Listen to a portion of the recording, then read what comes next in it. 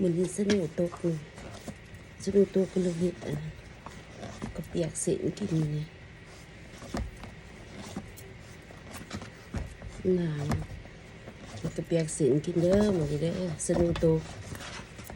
อากาศหนาวก็เลยเห็ดก็เปียกเส้นกินหั่นเองเห็ดเองอยู่เมืองนอกก็เป็นแบบนี้เลย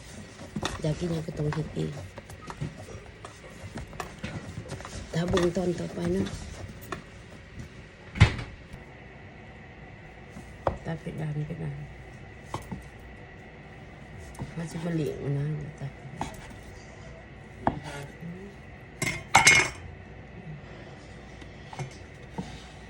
ัดเป็นดำแบบนี้แล้วก็มาใส่ไว้ใส่3 เหนียงแล้วก็เอาแป้งอันนี้มาหุยเอาแป้งมันมาหุยไว้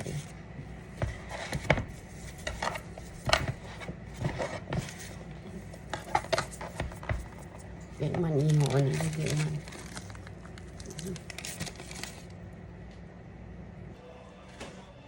ตัดไปด้วยพี่น้อง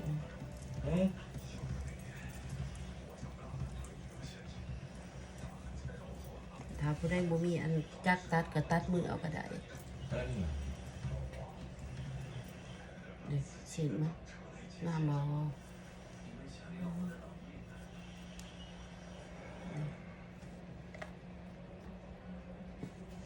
เฮ็ดน้อยเดียวดอกบ่ได้เฮ็ดหลายดอกเพราะว่าเฮ็ดกิน2-3 คน3 คน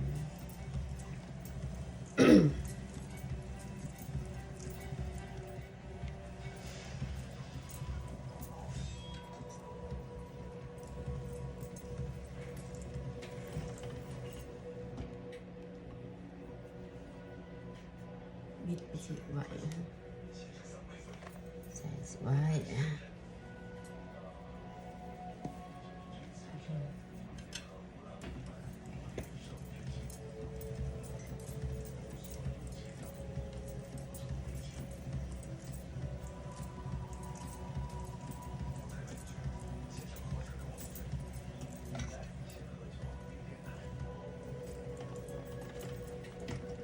โอเคเด้อขอบใจที่มาเบิ่งเขาได้ที่กดไลค์กดแชร์เด้อขอให้เป็นกำลังใจให้คลิปต่อไปเนาะบาย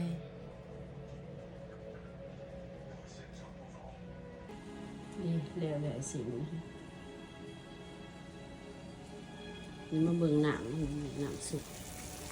นี่หนังสุก